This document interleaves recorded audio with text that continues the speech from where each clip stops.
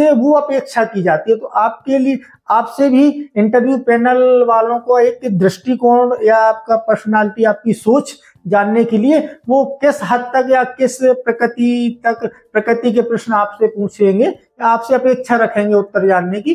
तो यही इसलिए मैं पिछली वर्ष से, जब मैंने 7 दिन और 6 दिन क्लास लेके इंटरव्यू तैयार करवाया और मैंने जितने अपने छात्रों के या मान लें साथियों को अपनी जो अनुभव है और अपना ज्ञान उनके साथ से बांटा और उनको क्लास दिया मैं। लेकिन मेरी क्लास परमानेंट पूरा दिन सुबह 8 बजे से शाम के 6 बजे तक चलती थी। मैं देखो आपको बता दूं कि इसमें कोई ना तो छुपाने वाली बात है ना झूठ बोलने वाली। यदि आप इंटरव्यू की तैयारी करते हो, वो मेरे पास छात्रों की संख्या या साथियों की कम थी, तो इसलिए मैं उनको पर्सनली 6-7 दिन में दे पाया इंटरव्यू क्लास। लेकिन यदि मैं चाहूँ तो 10 बच्चों को या 10 साथियों को तैयारी करवाना चाहूँ तो उसमें कम से कम मिनिमम, देखो इंटरव्यू एक व्यक्तित्व विकास करवाना इंसान के जीवन में बहुत बड़ा चैलेंज है। ऐसा कोई भी आपको पृथ्वी पर कोई टीचर ही नहीं मिलेगा कि वो बोल दे गारंटी से कि मैं आपको आपका पर्सनालिटी डेवलपमेंट करवा सकता हूँ, ठीक है, या साइकोलॉजी तौर पे आपको तैयार पेपर करवा दूँ। तो ये मैं सरासर झूठ मानता हूँ, क्योंकि आपकी हर वो एक्टिविटी पे नजर रखनी पड़ती है कि आपकी कौन सी एंट्री करते हैं, आप कैसा अपना इंट्रो देते हैं, ठीक है, कैसा बात करते हैं, आप उग्र तो नहीं हो रहे हैं, आपको ज्यादा किसी भी स्थिति में आपको जोश तो नहीं आ रहा है। ये सारी चीजें बिल्कुल नजर में परखनी पड़ती हैं। तो वो कोई ऑनलाइन, देखो मैं इसके माध्यम से केवल अपना अनुभव शेयर कर रहा हूँ कि किस मार्गदर्शन, देखो सारे जितने हमारे साथी हैं सारे लोग तो ये होंगे नहीं कि तैयारी करने की उसमें होंगे, क्योंकि मैं अपनी जो फीस बताऊंगा और जो मैं फीस जो भी बताऊंगा वो गारंटी वाली बताऊंगा। बाकी मेरी तरफ से सारी क्लास फ्री रहेगी। यदि आपका सिलेक्शन नहीं होता है तो मैं फीस 0 रखूंगा, मुझे 1 भी रुपये नहीं चाहिए, क्योंकि मैं अभी तैयारी में हूँ, मैं आपका साथ दे सकूं। यदि आपका सिलेक्शन होता है तो फिर मेरी फीस में आपको एक विस्तृत क्लास में रखूंगा, आपको जानकारी दूंगा कि मेरी कैसी कितनी क्लास में आपको इंटरव्यू तैयारी करवाऊंगा, कितनी मेरी फीस रहेगी। तो ये सारी अलग से क्लास में, लेकिन यहाँ पे मैं केवल आपसे एक डिमांड वाली चीज रखता हूँ कि आपको जो RTGCO इंटरव्यू पैनल वालों को आपसे एक महत्वाकांक्षा क्या रहेगी और क्या क्या आप किस दिशा में आपको तैयारी करना है। क्योंकि साक्षात्कार के लिए एक स्मार्ट स्टडी की जरूरत होती है। ये मत समझना कि स्मार्ट स्टडी करना है कि हम लोग नहा धो के क्रीम पाउडर और बढ़िया खूबसूरत बन के स्टडी करें, ये कुछ नहीं है, कुछ ऐसे भ्रम। देखो एक बात और मैं क्लियर कर दूं, यदि आपको मोटिवेशन की जरूरत है, पड़ती है, तो आप कंपटीशन से बाहर रहें। ये मेरी बात बिल्कुल लिख लेना, ठीक है। यदि व्यक्ति कोई जॉब के लिए अप्लाई करता है, वो उस क्षेत्र में तैयारी कर रहा है और यदि उसको मोटिवेशन की जरूरत पड़ती है तो समझ लेना वो उस कंपटीशन से बाहर है। ये मेरा व्यक्तिगत अनुभव है। और यदि कोई भी जमीनी स्तर से असलियत में जो भी सिलेक्ट हो चुके हैं उनसे ईमानदारी से, ये नहीं है कुछ माहौल में कि अपनी कमियां छुपाते हुए अच्छाइयां दिखाते हुए आगे बढ़ना चाहते हैं, जो सिलेक्ट हो गया वो सही है कि अब उनको पद मिल चुका है, अब वो अपनी कमियां आपको क्यों बताएं, वो तो अपनी अच्छी अच्छी बातें बताएंगे ना। लेकिन जो रियलिटी में एक हॉनेस्ट पर्सन होता है, ईमानदार व्यक्ति, वो आपको जरूर आपकी कमियों से रूबरू कराएगा, क्योंकि यही आप कमियां जानते हुए आपकी जीवन की हर वो असफलता आपको एक कदम सफलता के पास ले जाएगी। ये मेरा व्यक्तिगत अनुभव है। आप बिल्कुल ना तो आपको मोटिवेशन की जरूरत पड़नी चाहिए, आपकी एक तैयारी एक निरंतरता होना चाहिए, ठीक है। आप में एक जो पैशन बोलते हैं, एक पैशन होना चाहिए कि नहीं, मुझे जैसे मैं अभी तैयारी करता हूँ तो मुझे कुछ काम नहीं रहता है ना, मुझे ऐसा शौक, मैं सुबह 6 बजे अपना तैयार हुआ और पढ़ाई में लग जाता हूँ पूरा दिन। यदि कोई जरूरी काम नहीं लगा तो पूरे दिन मेरा पढ़ाई चलता है। लेकिन आप लोगों को इतनी एक्स्ट्रा ओवरलोड लेने की जरूरत नहीं है, लेकिन इतना जरूर रखिएगा कि आप लोगों को मोटिवेशन के चक्कर में मत पड़िएगा। ये क्योंकि इन सब चीजों से मैं बताऊं आपको आपको वो सारी चीजें अच्छी लगती हैं जो आपके जीवन से टच होके निकली है स्थिति, ठीक है। इसीलिए मोटिवेशन या कोई भी ऐसी चीज है वो उसमें वो सारी बस वो शब्द रहेंगे या वो परिस्थिति रहेगी, वो अनुभव रहेगा जो आपके रीजन से, आपके जीवन से टच करता हो।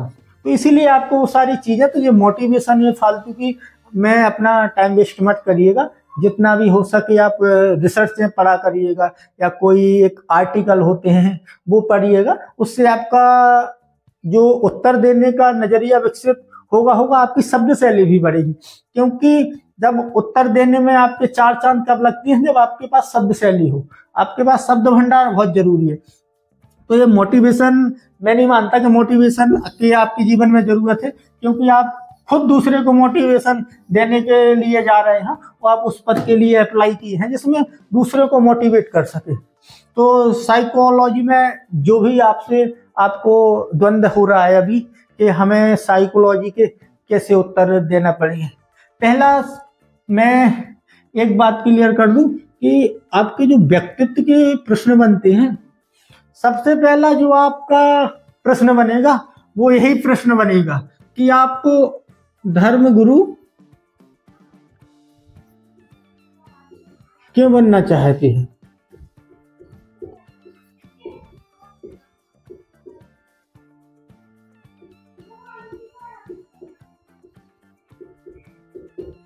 ठीक है, ये पहला प्रश्न हो गया।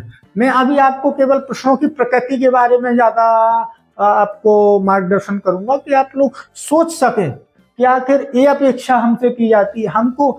और ये साइकोलॉजी वाले जितने भी आप अनुभव से खुद से तैयार, मैं केवल आपको डायरेक्शन दूंगा, आप फील कर सके, आपको ये महसूस होना चाहिए कि नहीं ये प्रश्न, ये उत्तर हमारा अंदर से निकल रहा है।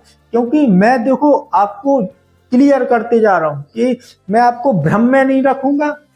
आप ये सब पर्सनालिटी वाले उत्तर यदि सामने वाले ने पूछा है तो साइकोलॉजी वाले या पर्सनालिटी वाला एक पागल व्यक्ति होता है, ये मेरी बात याद रखिएगा। आपको आपके अंदर उसको थोड़ी भी बनावट लगी, उसको इन सारे उत्तरों में एक फीलिंग चाहिए होती है कि इस बच्चे के अंदर से इसका उत्तर असलियत में अंदर ही से निकल रहा है, कोई बनावटी उत्तर नहीं है। ठीक है, जब आपका ये मान्य किया जाएगा, बाकी आप कोई आपको पता सिखा दे कितना ही, मैं आपको केवल डायरेक्शन दूंगा, आप खुद फील करके उत्तर तैयार करेंगे। और जो चीज आप स्वयं से तैयार कर लेते हैं, मेरी एक बात और याद रखिएगा, जो चीज आज नहीं पूरे जीवन में आप स्वयं से तैयार करेंगे वो आपको आज जीवन पर्यंत याद रहेगी।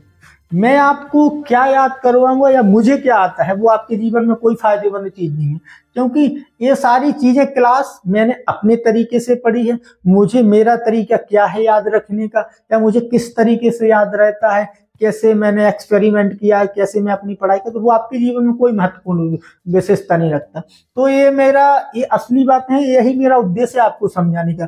हम केवल आपको मार्गदर्शन करेंगे, आप लोग स्वयं से सारी चीजें तैयार करना। तो ये साइकोलॉजी वाले, मैं पहले आपको ये ज्यादा अंतर्द्वंद में, क्योंकि ज्यादा आवेश में रहते हैं हमारे विद्यार्थी कि जितना हो सके जल्दी जल्दी से पढ़ाई हो जाए, वो सारा फटाफट बंद और बस फ्री हो गए। लेकिन उनको ये पता नहीं रहता है कि वो फिर बाद में सब जीरो हो जाता है। जब आपका प्रश्नोत्तर का चेकिंग का समय होता है या आप पेपर देने जाते हैं, आप इंटरव्यू, वहाँ कुछ याद नहीं रहता, क्योंकि जल्दी का काम आप खुद जानते होंगे। मैं ऐसे कुछ डायलॉग यूज नहीं करूंगा कि जिसमें आपका समय भी बर्बाद हो मेरा। ये पहला प्रश्न हमारा रहेगा कि आप धर्म गुरु क्यों बनना चाहते हैं। ठीक है, अब आपको ऐसा उत्तर देना है कि जिसमें उनको एक फीलिंग लगे कि नहीं यार, ऐसा बच्चे ने वो एहसास करा दिया कि हम इसलिए, और हमारी ये जरूरत है आर्मी वालों को, इसलिए हम बनना चाहते हैं। दूसरा, हम आपको धर्मगुरु क्यों बनाएं।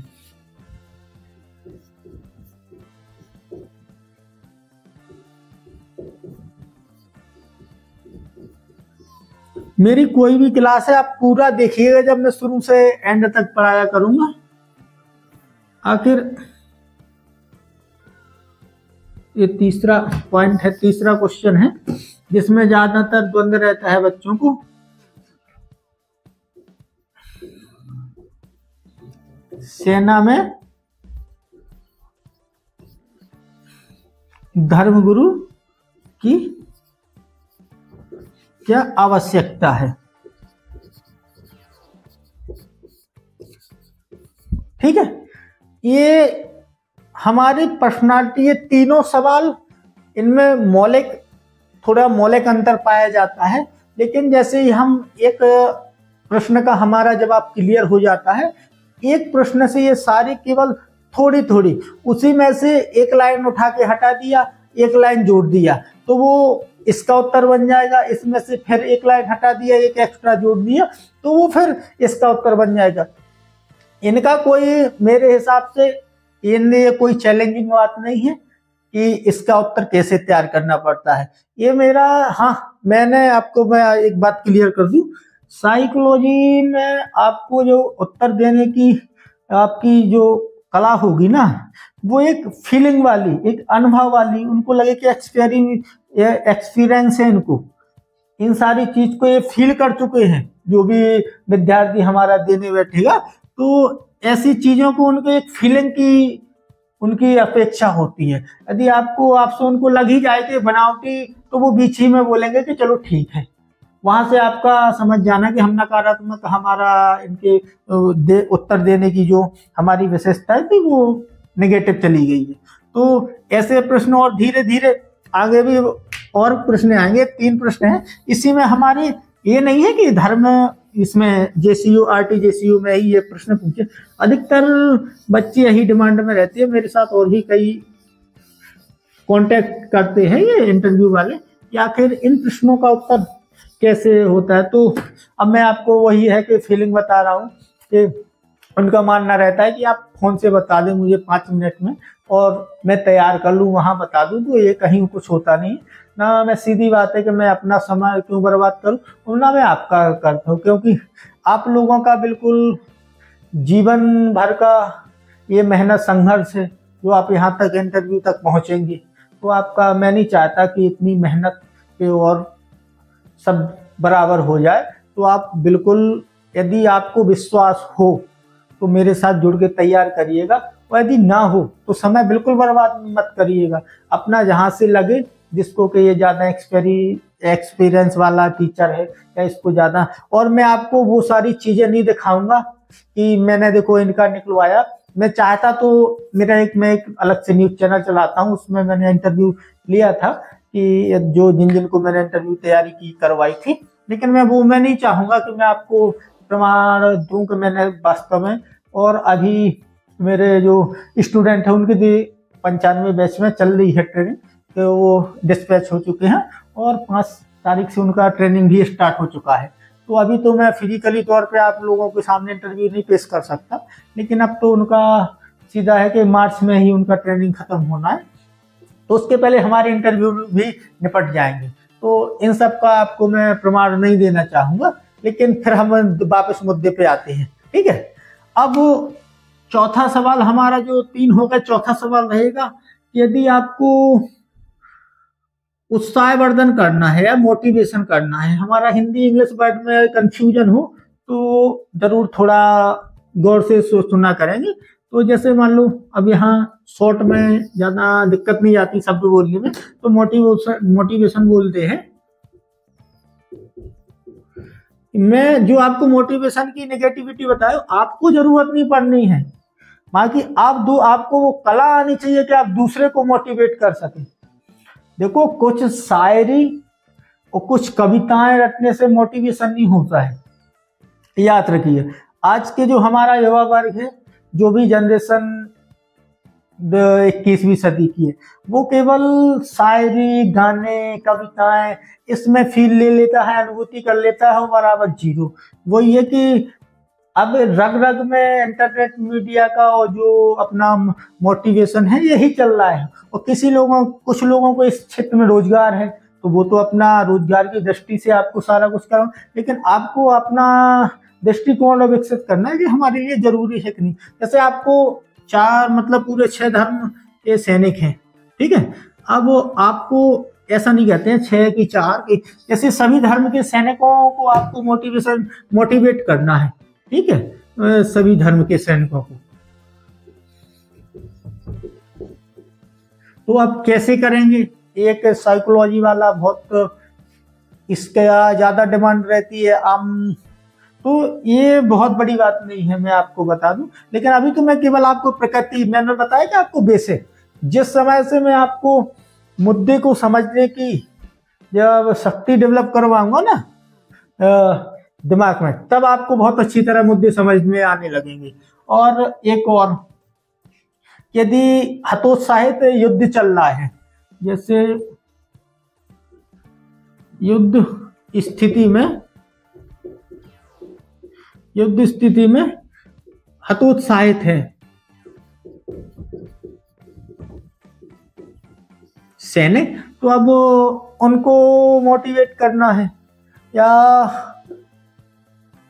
उनका उत्साहवर्धन करना है, तो आप कैसे करेंगे? क्योंकि ये बहुत गंभीर स्थिति रहती है कि जहाँ युद्ध चल रहा है अभी, ऐसी बहुत सारी स्थिति, जैसे मैं आपको बता दूं कि भारत में, और जैसे यहाँ मध्य एशिया से युद्ध हुआ था मोहम्मद गौरी का, तो वहां पे जब बढ़ते तो जा रहे थे सैनिक, लेकिन सिंधु घाटी तक यहाँ पर हतोत्साहित होने लगे थे। काफी दिनों में थकान आ गई थी, बीमार पड़ गए थे, जलवायु अनुकूल नहीं थी यहाँ की, अपने भारतवर्ष की, तो उस वजह से उनका मनोबल बिल्कुल गिर चुका था। और इसीलिए मोहम्मद गौरी को वापस लौटना पड़ा यहाँ पे आक्रमण करने को। तो यही बहुत सारे ऐसे कारण होते हैं जिसमें मनोबल ना गिरने पाए सैनिकों का, और हमारी वो वीरता पूर्वक उत्साह से और दुश्मन का सामना करते रहे। तो ये सारे आपके मोटिवेशन 5 सवाल ज्यादा सब बच्चों के दिमाग में घूमते हैं और इनका उत्तर नहीं हो पाता है। तो ठीक है, अब धीरे धीरे हम अपना मूल उद्देश्य की तरह बढ़ेंगे क्लास में। धन्यवाद।